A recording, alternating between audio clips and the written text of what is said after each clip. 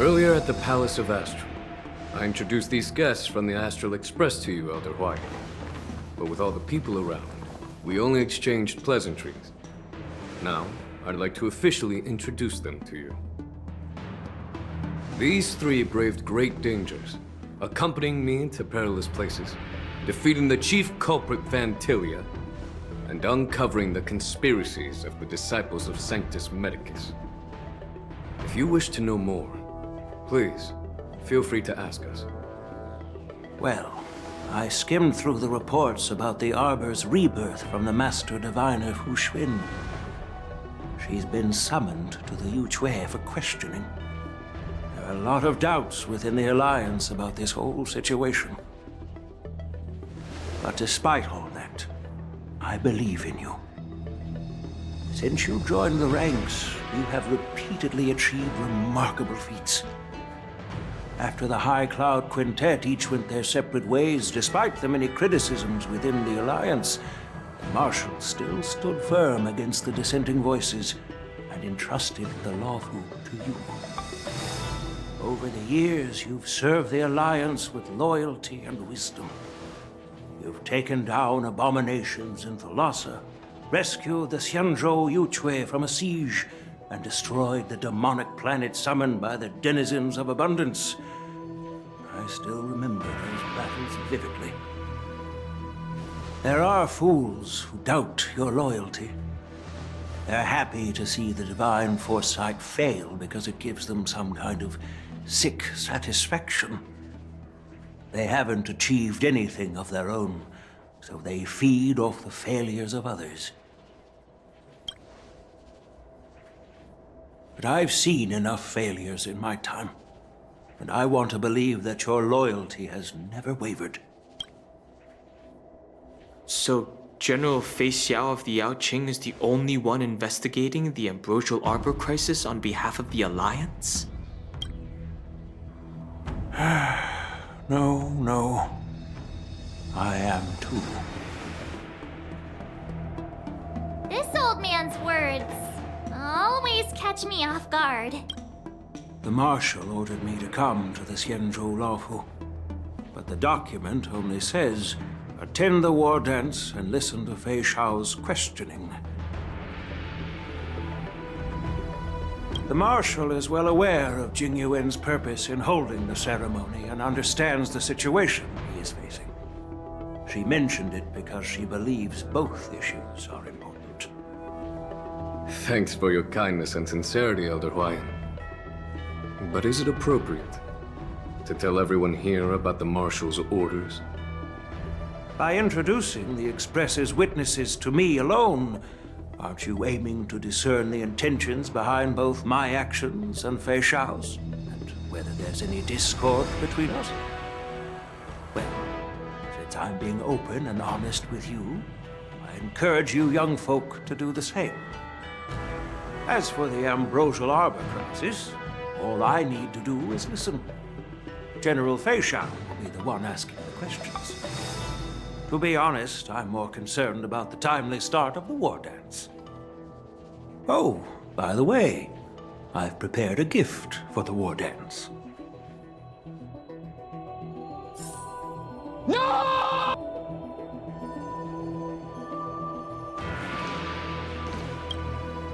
Yeah, it's this case right here.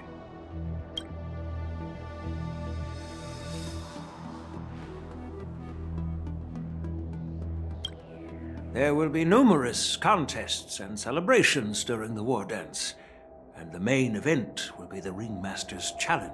The host will dispatch a skilled warrior to take on challengers from all over the cosmos, showcasing the excellent martial arts of the Xianzhou Lawfu.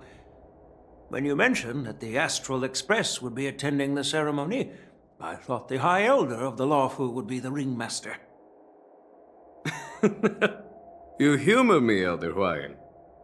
The healer lady is just a young lady who knows nothing about martial arts. How can I assign her as the ringmaster? I'm no match to you when it comes to joking. What's this box for? Why don't you open it, General Huayan? This sword case is intended for the War Dance's award. It's empty now, but in a few days, a precious sword will be delivered and stored inside. I don't mean to boast about our skills, but this sword represents the pinnacle of the Ju-Ming's craftsmanship. It has a legendary history, full of heroic tales from foreign lands, tales that are too detailed to be summarized in just a few words. Since the delegation delivering the sword hasn't arrived yet, I'll just leave the case here for now. I've been wondering who would be worthy of such a sword. And then it hit me. I can award it to the champion of the Ringmaster's Challenge. The ceremony's champion is sure to be a perfect match for the sword. Moreover, I hear that Yen Qing is an excellent swordmaster, and that he will be representing the Lawfu as the Ringmaster. So it seems like a perfect gift for him. Thank you for your generosity, Elder Huayan. If you want to give me a sword, just say the word, Grandpa. No need to beat around the bush. No. You've got confidence, my girl, but I don't think you can best Yen Qing. I know you're all about swords, Miss Yunli. It's just a shame that it's the sword that ultimately chooses its rightful master. Yeah, and even if someone gets their hands on such a precious sword, it'll probably end up in someone else's. The outcome of our duel at the Alchemy Commission is still up in the air.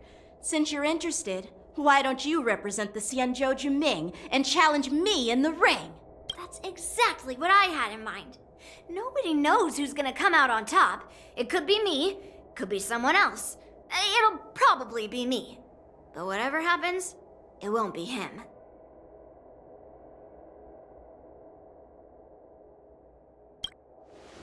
Not to be rude or anything. We've been watching their drama. I'm dying to find out who beats who. Quiet down. We have other guests here. I've prepared this sword to add some excitement to the ceremony, not to have you two squabble. It's not a good look for the Alliance. While you both seem confident that you'll win, you need to remember there can only be one winner and one loser in the ring, which could lead to hard feelings. Actually, I have an idea. We don't know who the winner will be, and it might not be either of you. But if you're eyeing that prize, you'll need to work together. I want you to take on an apprentice who will take part in the war dance and win at least one match. How does that make sense? In my humble opinion, while a Cloud Knight is commendable by securing victories, it's even more so to pass on your skills and spread the way of swordplay. I'd be greatly pleased if this apprentice could represent the Express in the war dance by displaying their Cloud Knight flair and prowess. Well, Elder Huayan's idea is quite interesting. Imparting swordplay skills requires teamwork, and both the winner and the loser will learn a valuable lesson regardless of the outcome. The question is, whom should the two of them take as an apprentice? Huh? Who? Wait, me? I noticed just now that Miss March seemed quite interested in the outcome of your sword fight. So I thought, why not teach her the art of swordplay? Oh, wait. Are you serious, General? Why am I being dragged into this all of a sudden? I've never practiced swordplay before. I'm a total newbie. You really think I can learn it? Well, you'll probably realize I have no hope and give up on me. And that'd be so embarrassing.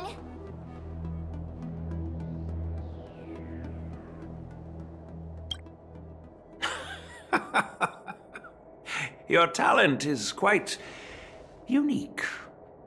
Are you also interested in swordplay? But you know, based on my years of judging people, you don't really need to dive into swordplay to boost your skills. And I doubt there's anyone out there who can really show you the way forward. As for Miss March, she's like a piece of jade in the rough, just waiting to be shaped. I appreciate your kind words, General Huayan. But Won't teaching me swordplay be a waste of Yanqing and Yunli's time? They should be preparing for the ceremony. Plus, I heard that each swordmaster has their own special moves. What if they let something slip while teaching me? If everyone knows each other's tactics, won't that make it hard to catch people off guard during the war dance? That's considerate of you, March 7th. But don't worry. It'll take you at least a decade of hard training before you can even start learning special moves. No need to freak out. A few Juming swordplay tricks will mean you'll be more than equipped. Really? Looks like March's curiosity has been piqued. The whole point is to know each other's moves.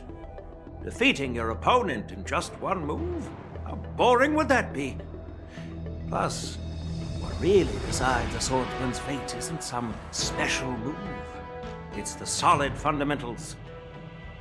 So Miss Yunli has already agreed. What do you say, Yanqing? General, I haven't graduated yet. How can I be qualified to teach swordplay to others? So you're admitting your defeat, huh? If you're not even confident to teach, why don't you let me be the ringmaster instead? Yanqing, teaching an apprentice is also a way of honing your own skills and gaining insights. You've been an apprentice for years. It's about time you looked at swordplay from another perspective. I see, General. Then count me in. Now that Yanqing has agreed too, it all comes down to Miss March giving her nod. It's up to you to make the final decision, March.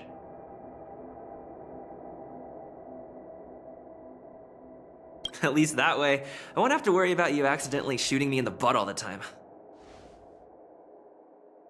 Hey, I've never missed my target. Then I'm on board. Thank you for your kindness, General Huaiyan. Great! Starting tomorrow, Yanqing and Yunli will teach you the basics of the Cloud Knight's swordplay. Yunli and I will head out and purchase some sword practice equipment for Miss March. Think of it as a little initiation gift. You're too kind. Wait, you're giving me a gift? Shouldn't it be the other way around?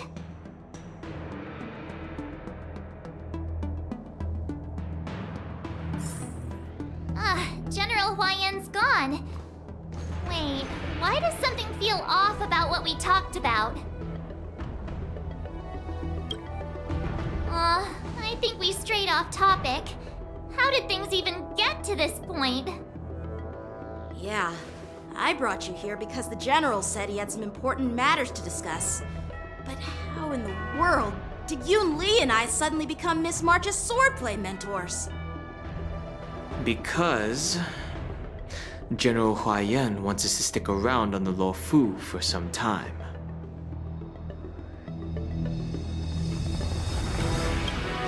But from his point of view, we're no different from all the other tourists who may leave at any time.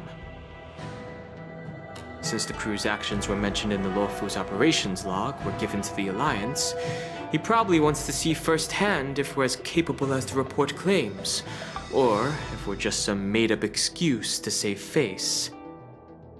And he wants to see it for himself during the war dance, which is why he even dragged Yunli into this.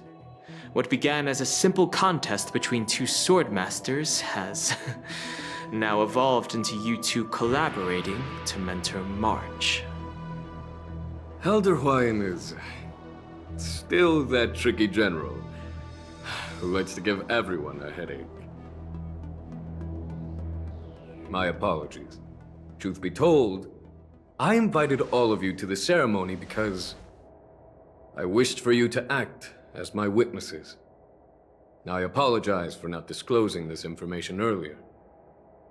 In the coming weeks, I'll also invite all of you to a meeting with General Fei Xiao, where you may need to answer her questions and clear up any doubts she might have. So please, be prepared for the meeting.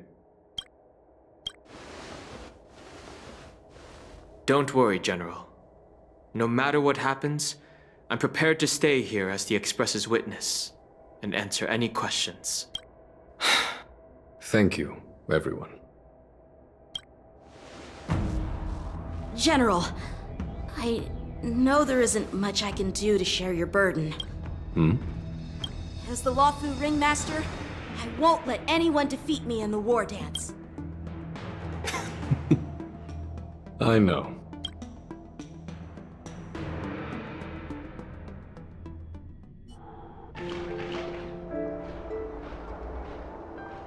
The illustrious Merlin's Claw waiting for me?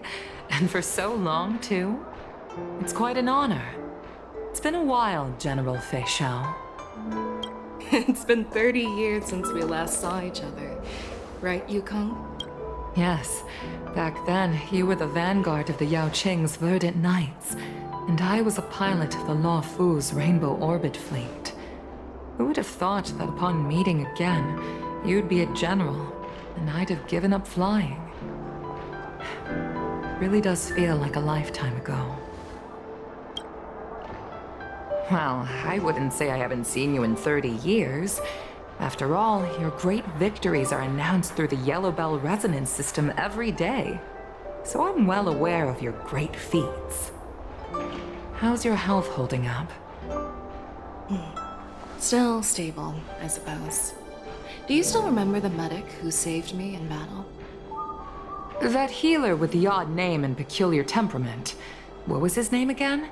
Was it Pichu? Or Kachio? Jiao Cho. He's been my retainer and personal healer, delegated by the Alchemy Commission from the Xianzhou Yao Qing. Over the years, he's dedicated himself to managing my condition. It's thanks to him that I'm still in good health today. Given my background, I'm happy to have made it this far.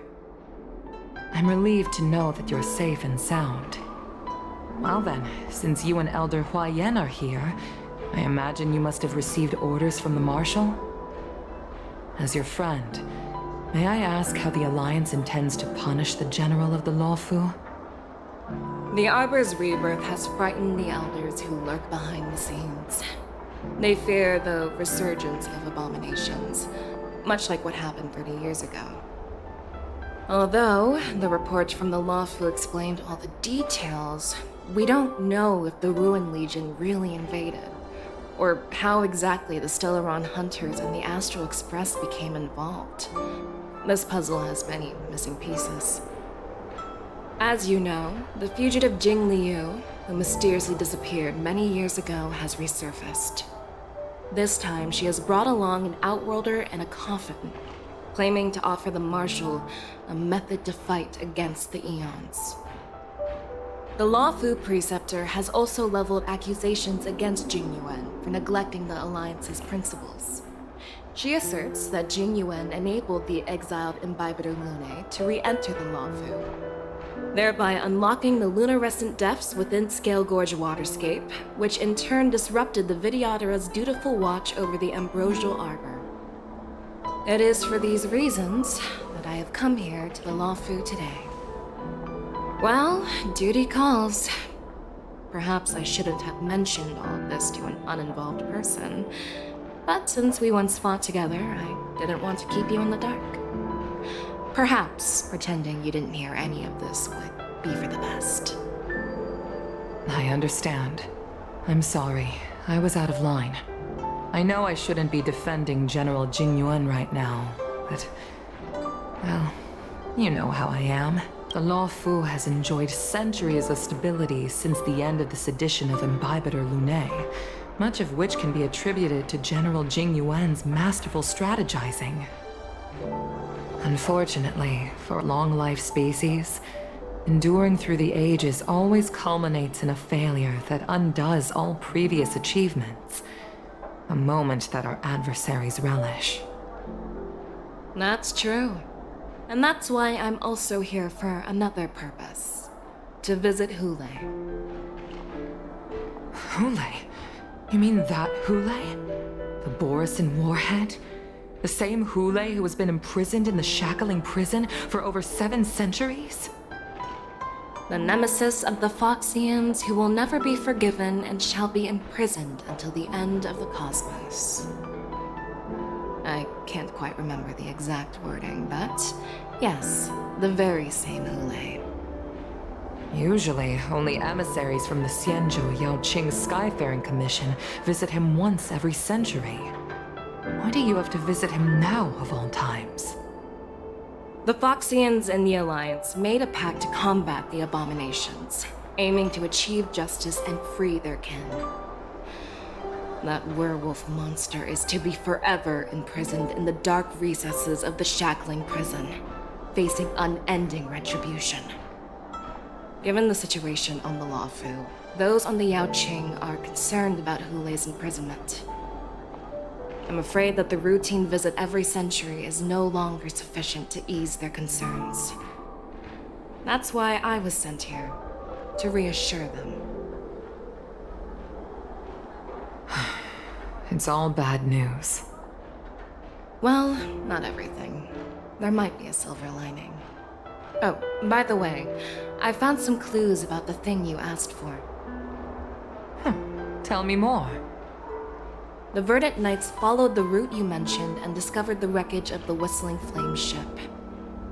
Unfortunately, there were no survivors and no cargo. However, someone had already been on the scene before we arrived. Our people? Or someone from the IPC? No, neither. Yukong, have you heard of a person named Ron May?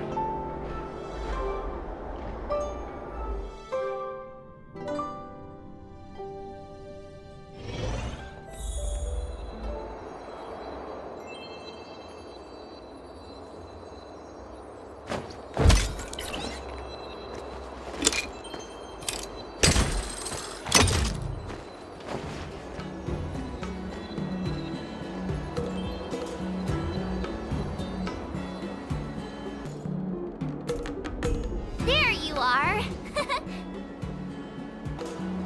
You haven't forgotten about our promise to General Huayan, have you? I woke up especially early so I can start teaching Miss March swordplay. Hey, why are you blushing, Master Yanqing? This is, the first time someone has called me Master. I need to, get used to it. Ahem. Let me make it clear. Swordplay training is about improving your body, mind, and strength. It's not a casual game you can master overnight. I promised General Huayan that I'd teach you Cloud Knight swordplay, so you can participate in the war dance and defeat at least one opponent. I'll do my best, but if you break your master's rules...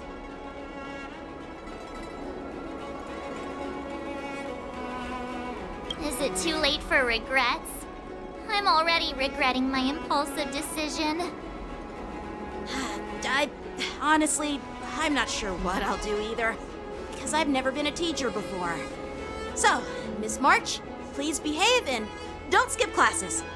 Or complain. You need to toughen up and train her properly, Master Yanqing. Don't go easy on her.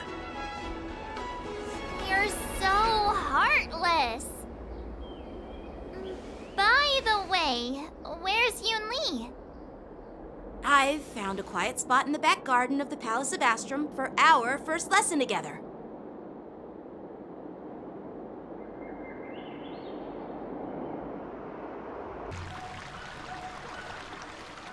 Seriously?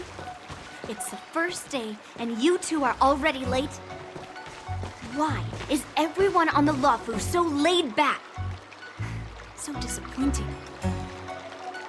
Master Yoon Lee, you're already here. Sorry for keeping you waiting. Oh, wait! Were you trying to teach her in secret? That's sneaky! I'm just showing you what Luofu etiquette is all about. She might be my apprentice, but it's customary for the master to personally escort their apprentice to the place of learning. As the host, I'll be teaching Miss March the essence of Luofu swordplay, after which she'll emerge victorious in the war dance ring. You won't be complaining about Luofu swordplay then. Stand aside, rookie. Let me show you how we Ju-Ming sword masters treat their apprentices. Quickly, Over here, Miss March. This is a reverse mentorship gift from me to you. I hope you put it to good use. What's this? Cienjo clothing? It's so beautiful! Sword practice requires precise movements. This outfit is tailored to fit perfectly and allows for smooth movements. I even added some small accessories. I put a lot of thought into it. You're awesome, Master Yunli! See? See? How can you compete with me? I'll teach March 7th the essence of Juming swordplay so she can win the contest with my sword skills.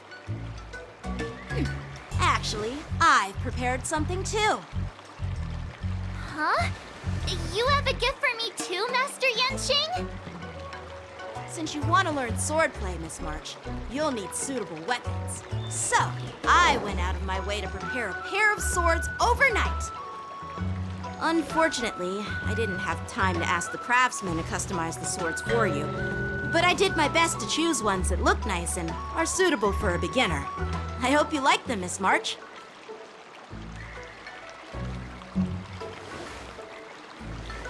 Thank you, Master Yanqing! Bet you didn't see that one coming, did you, Yunli? The real competition is just getting started. I'm so lucky to have two great masters. But why does it feel like things are getting a bit weird?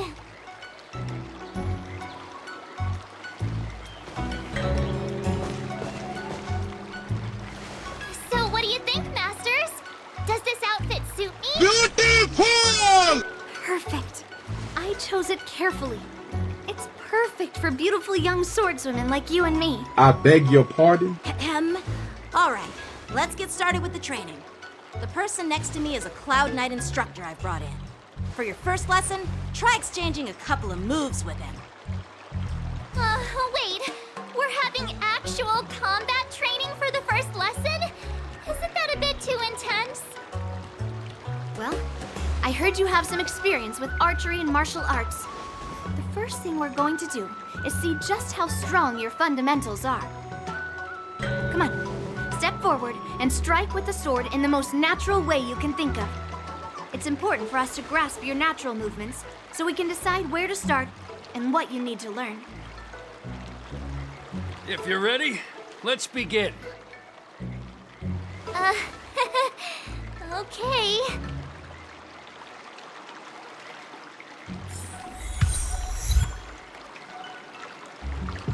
Are you ready?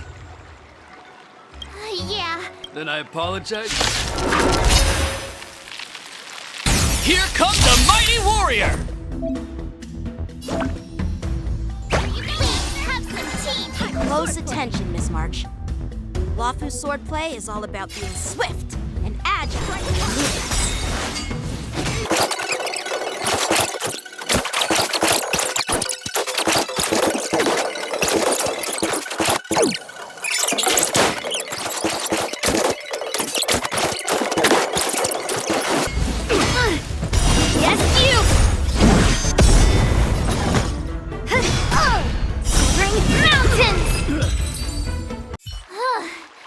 I didn't expect the first lesson to be so intense. Miss March has quick hands and a flexible body. She's a perfect fit for practicing Luofu swordplay. However, she lacks strength, and her strikes were a bit unfocused. Don't worry, that's totally normal for beginners. Once she starts practicing Juming swordplay, she'll make heaps of progress. Given the situation, I believe Miss March should start by working on her strength. Oh, shit. Here we go Seriously, again. do you actually know anything about swordplay, or what? No. I could ask you the same thing. Dual swords require agility. So what's more important than footwork? Instead of focusing on her strengths, we should address her weaknesses. The drawback of wielding two swords is not generating enough force. What good is being quick on your feet if you don't have strength? It's not like we're dancing here. Skilled sword masters know how to play to their strengths and work on their weaknesses. Start with what you're good at, then tackle your weaknesses. That's the right way to learn. You're quite the theorist, huh? Theorist? You claim to be able to talk to swords. So what does that make you? A lunatic? Hey, it's only my first lesson, and you're already arguing. Come on, calm down, Masters. I'll have to improve both my footwork and strength anyway, so it doesn't matter which one comes first. But it does matter. Just listen to me, March 7th. Oh, damn! Aww.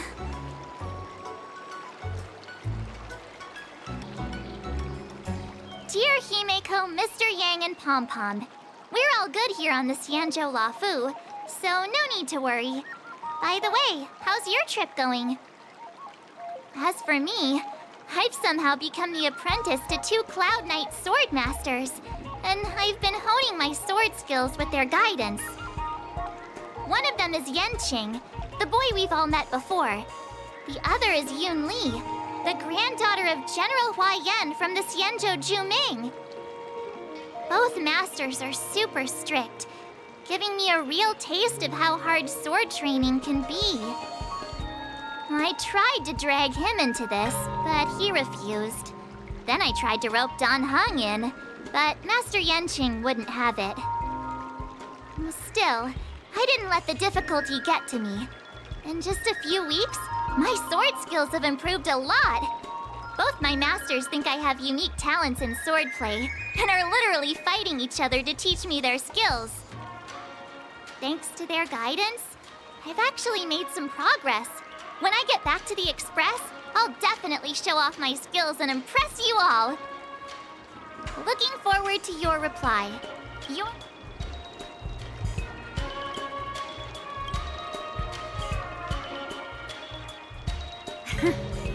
Well done. Let's call it a day.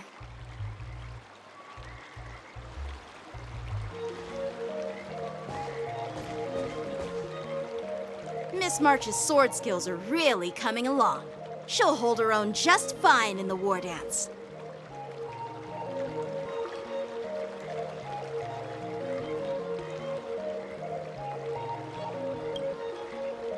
Just you wait and see. I'll show off my skills in the ring and win a match. I'll make both of you proud. Can you believe it? March 7th has actually become a pretty decent swordmaster in such a short time. Now I understand why Grandpa always had a grin on his face while training me. Are you sure he wasn't laughing at you? Oh, shut up! It's all thanks to your amazing guidance, Masters. Miss March, you're really getting the hang of wielding dual swords.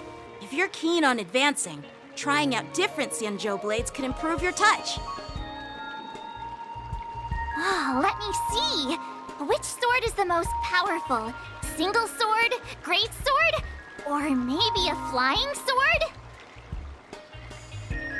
There's no such thing as the most powerful sword.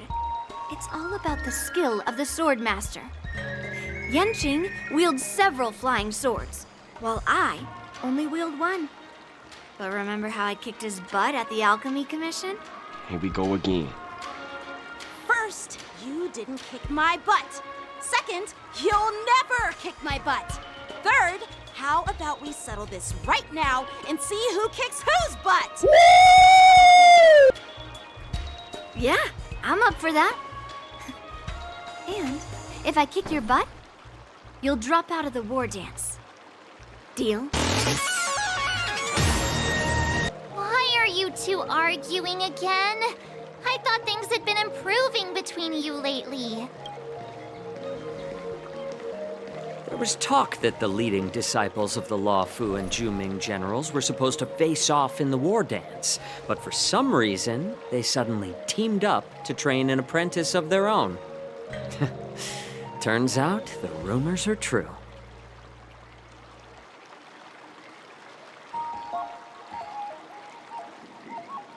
Tomorrow is the big day of the war dance.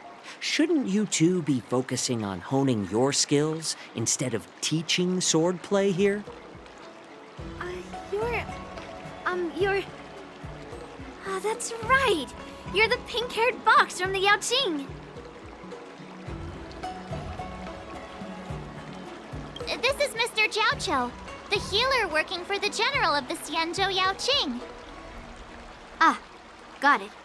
So, you're the participant attending the war dance on behalf of the Yaoqing. And you were trying to sneak a peek at our training? Sorry for the misunderstanding. I don't know anything about martial arts. I'm just here on the General's orders to take care of some official business. I didn't mean to interrupt your training. I'll be on my way. If you know nothing about martial arts, why were you smirking earlier? Well, my curiosity got the better of me, I suppose. When I heard Miss March's pondering about what to learn, I couldn't help but wander over. From my professional experience, cleavers, slicers, chopping knives, and carving knives are all just tools. Kind of like frying, sautéing, boiling, and deep frying in cooking.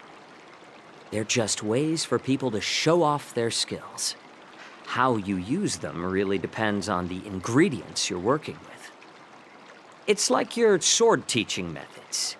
If you align your ingredient, in other words, your apprentice's natural tendencies, with the right cooking method, by which I mean the teaching method that best suits her, she'll make double the progress in half the time. For example, golden eggplant tastes best when fried, cloud peppers when stir-fried, and yellow boulder beef when simmered.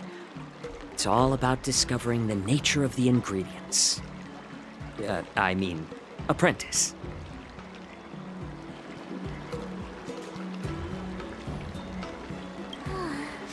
All this talk about food is making me hungry. Aren't you a healer? Why are you talking about food? Well, it's just a metaphor. The medicinal school I follow on the Xianzhou Yaoqing is called the Ranja School, that specializes in food therapy. So it's only natural that I know a thing or two about cooking. So, you're the general's cook? I'm a healer. But anyway, a cook who isn't interested in health doesn't make for a good advisor. Fine. Call me a cook if you want. Seeing the way you're looking at me, it's obvious you think I'm just some feeble academic who likes to blabber on about martial arts. But, in reality, I know a thing or two about killing. After all, the art of healing inherently encompasses both life and death.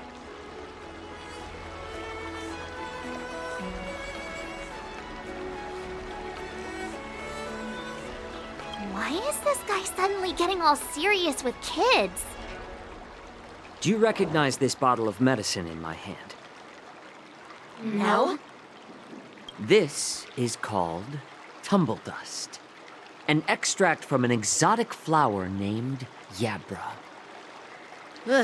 Is it poison? Well, it depends on how it's used. With just one drop, it's able to numb a patient's body during surgery, making them painless throughout the entire process. However, increase the dose or the potency, and it'll slow the metabolism, making the blood thin and resulting in the loss of all senses. Even long-life species cannot escape its effects. This thing can save lives or take them. It's more powerful than the swords in your hands. That may be so, but still, I prefer settling things with a sword than, you know. Huh. Looks like I did get you all wrong. You're not a feeble scholar, but a sinister and despicable one. Hey, why the insults all of a sudden? I'm just sharing some medical knowledge here, not persuading you to poison anyone. Seems like you get real excited when talking about poison. I can't tell if that's an honorable thing or sinister. Picture this. 2 individuals. The one standing is full of malice. The other lying down is honorable and righteous. How can the one who's lying down label the one standing as sinister? In the throes of combat, where life and death hinge on a singular moment, every idea fades into nothingness. The only thing that matters is staying alive. Surviving the battlefield reshapes all notions of worth, be it integrity or treachery. In my eyes, their significance is negligible. Perhaps you've underestimated Yunli and me, Mr. Jiaoqiu. We may be young, but we've seen our fair share of war. Well, then you should know that the war dance is nothing more than a contest. So why are you so focused on it? When I was appointed as the ringmaster for the war dance, I asked the general, we Cloud Knights are supposed to charge into the fray and slay enemies. Why do we have to swing swords in a ring just to please an audience? And this is how the general replied. To unsheath your sword in a ring is no different than on the battlefield, as your sword reveals the might of all Cloud Knights. The war dance is the perfect chance to showcase martial virtue and forge alliances from all over the cosmos.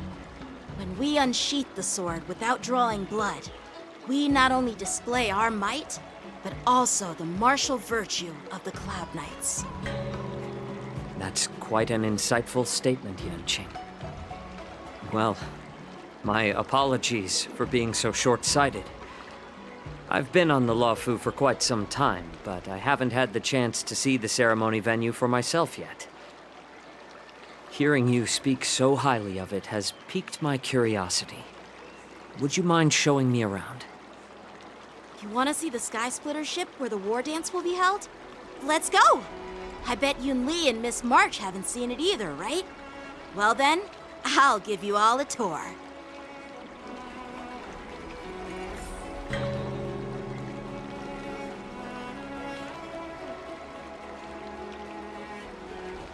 Let's go. I'll give you a tour of the Sky Splitter.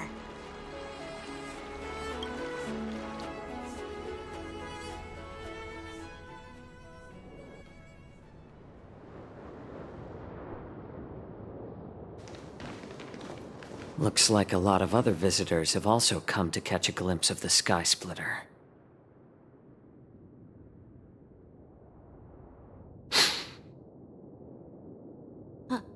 What's up, Mr. Jiaoqiu? No, it's nothing.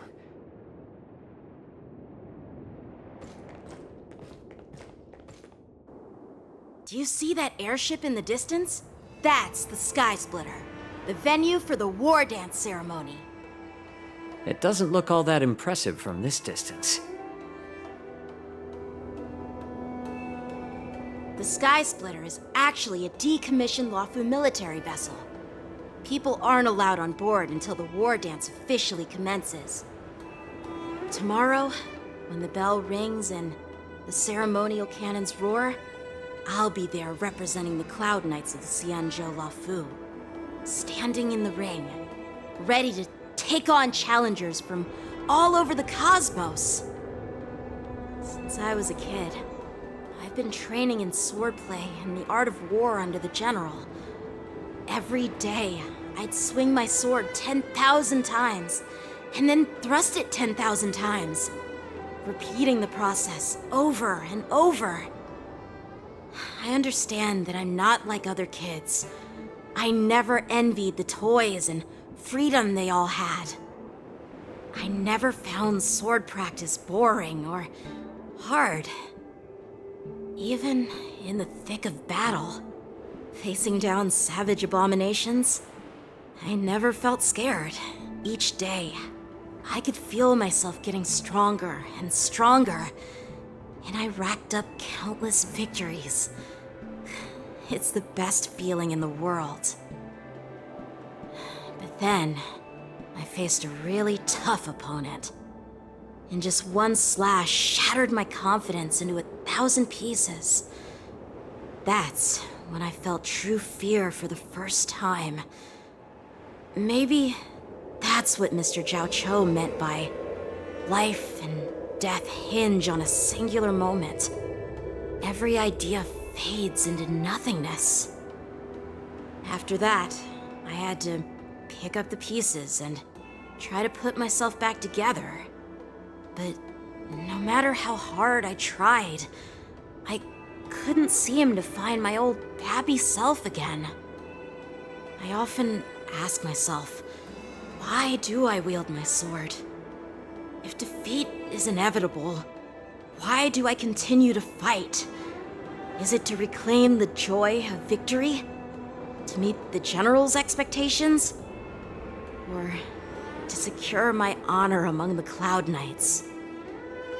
While the General could teach me the art of swordplay, he couldn't teach me why I should keep on going.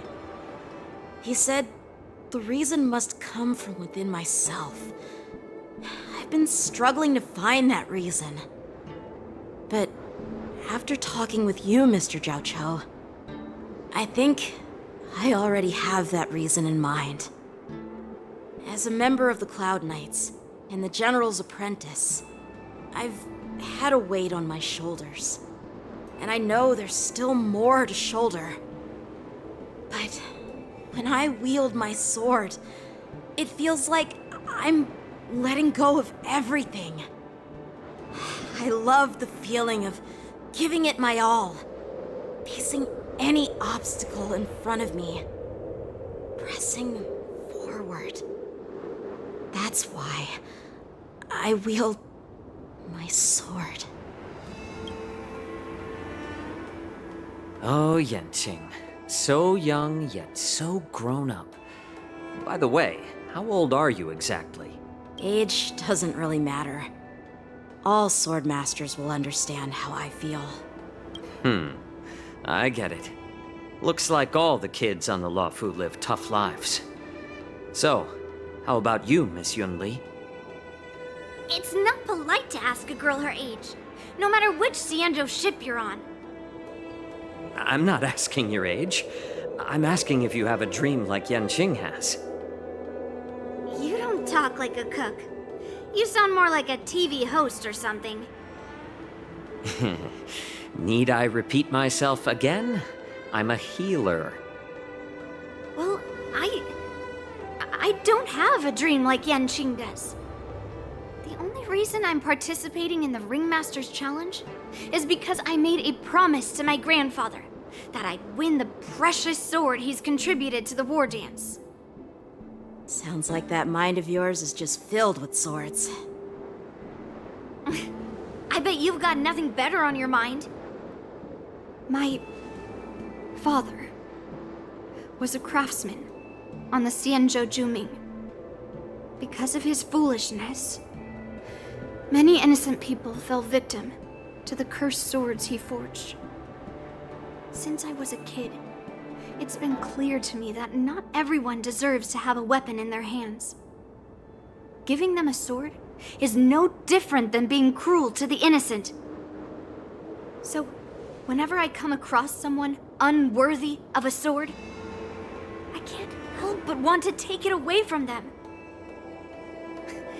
Given that Yanqing is the war dance ringmaster, I'm stepping up to challenge him. To ensure the precious sword doesn't fall into the hands of an unworthy master. Hey, what do you mean by an unworthy master? I see. It's not easy for kids on the Juming either. Well, it's better to have a reason for wielding a sword than to be lost and confused. I've saved countless Cloud Knights in my life, and there are plenty of exceptional warriors, just like the two of you. What happened, Mr. Zhao Cho? Oh, nothing. I was just reminded of some old friends and old tales. Judging from my professional perspective as a healer, both of you possess remarkable vitality. Your energies flow like raging fires and mighty gales. The upcoming fight will definitely be impressive. Well, we've seen the Sky Splitter and toured the Stargazer Navalia. I guess it's time to say goodbye for now. What? You're leaving already? But you haven't asked me about my dreams. I've been working hard too, you know. It's getting late, Miss March. Unlike you lot, I'm a grown-up bound by responsibilities and duties. The tasks entrusted to me by the General won't complete themselves. By the way, Yanqing, is it normal to have so many people wandering around in an automated area like the Stargazer Navalia? Actually, this is a restricted area. But since you're all guests, I made an exception, so you could take a look around. I understand. Well, I'll take my leave. I wish you both the best of luck in the ring tomorrow.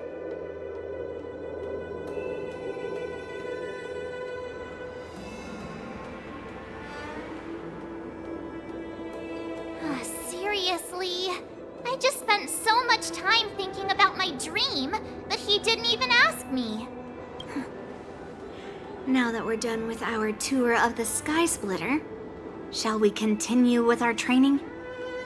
Why don't we take a day off? What? You want to secretly practice swordplay by yourself? Dream on. You know cramming before a fight never works out. For some reason, seeing the Sky Splitter has boosted my confidence. So, I've decided to conserve my strength for tomorrow. All right, I'll take you out of the Stargazer Navalia.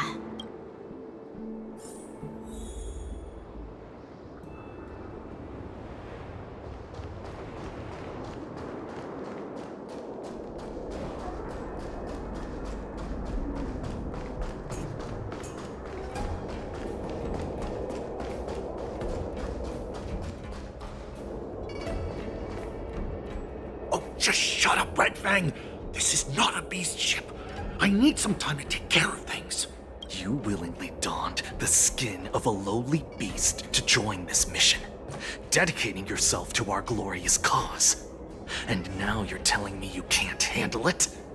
Do you realize how many ships we need? I'm doing my best, all right? It takes time to figure all this out. When the guns go off tomorrow, all eyes will be on it. That'll be our only chance. How's that? Who's there?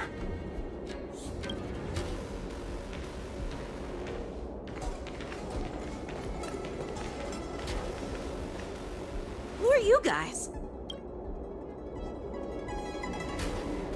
An impromptu inspection. Why are there outsiders loitering in Stargazer Navalia? And a bunch of kids at that. Hey, kids, didn't your parents ever tell you to stay away from the Stargazer Navalia?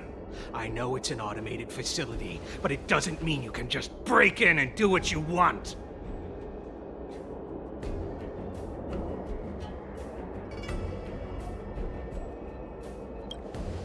First of all, I'm an adult. Second, I didn't just break in. Yeah, we flew here on a starskiff. Like, whoosh! Well, I'm not trying to tell you off, but this place is off limits to the public, you know? Big sis, let's go. I want to play in Ever Hunt Planes. Huh? Huh? Ever hunt planes? Yeah, sure. Shuha! You should have let me. Shh, The overhaul is done, and everything looks good. We should leave.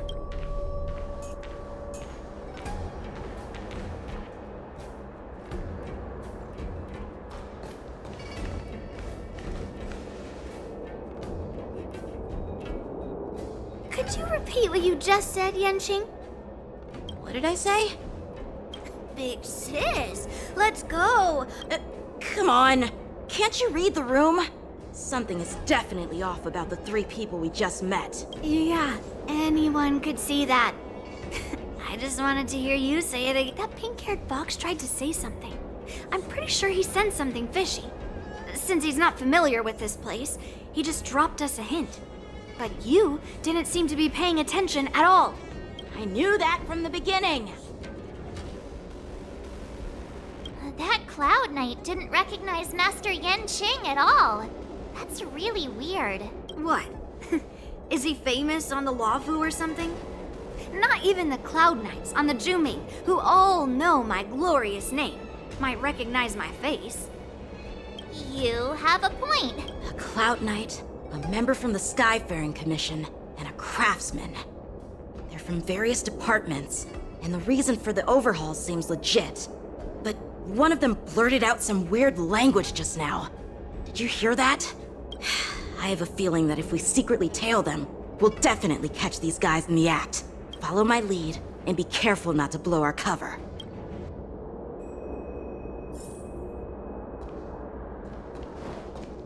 Never mind who they are. Let's just film them.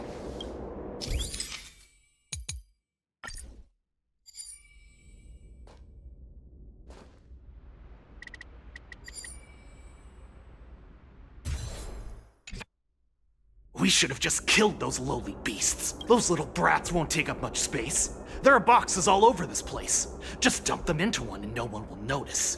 Cut the theatrics, Grulok. Even the slightest slip-up could interfere with Lord Moktok's plans.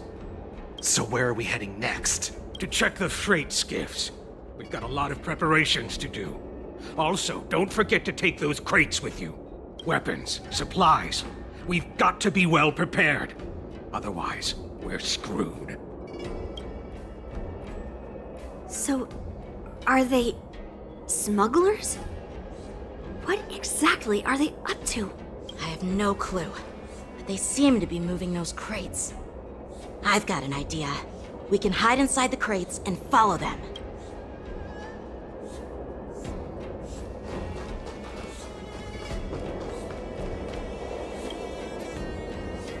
Ugh, so cramped in here. I can hardly breathe. Just hang in there.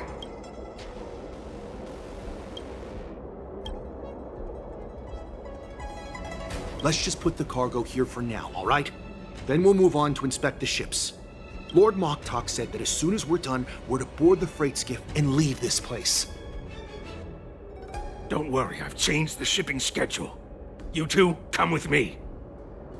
Is it just me? I keep smelling that stench of lowly beasts everywhere we go. Don't be so paranoid. Looks like they're planning to escape on the skiffs in Stargazer Navalia. They keep talking about their plans, but where do they come from? And what do they want to do on the Xianzhou? They're definitely up to something bad. Wait, they disappeared. Let's catch up to them.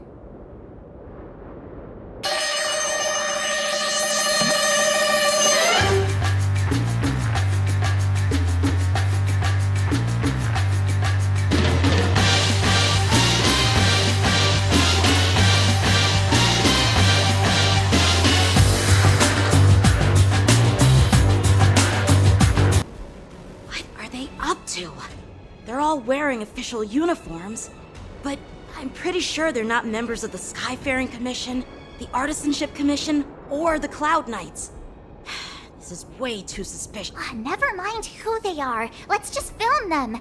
That way, if they do anything bad, we'll have solid evidence against them.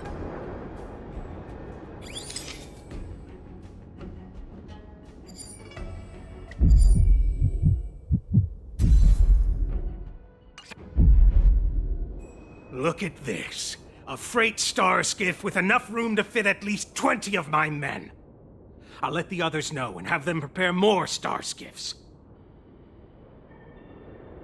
Once we're past the checkpoint, there will be beast ships waiting for us. Lord Moktok is ready. The revival of our ancient's bloodline all hinges on this operation. What did he just say? Beast ships? Who's there? It's those brats! I told you to get rid of them, but you didn't listen, you idiot! Wipe them all out! Here comes a mighty warrior! Borison? Adusa! Die, you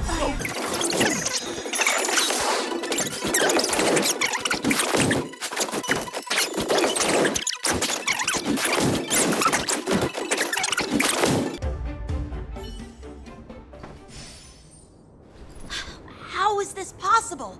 How did these Foxians change their appearances like that? They're not Foxians at all. They revealed their true form. They're Borison, just like the bandits I defeated on the IPC ship. Wait, that means...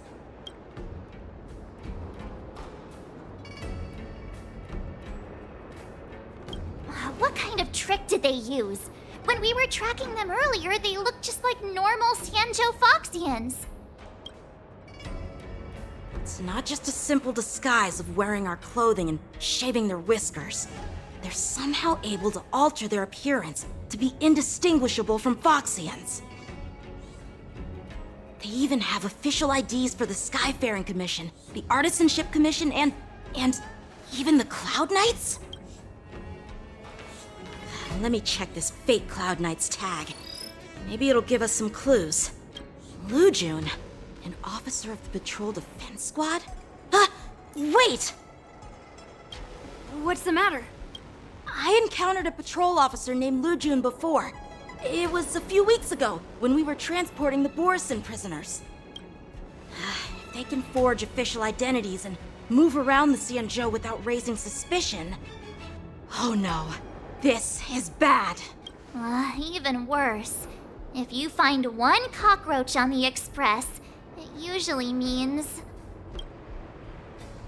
There are more Borison hiding on the Xianzhou. I bet their plan is much bigger than just stealing information. We've got to report this to the Seat of Divine Foresight.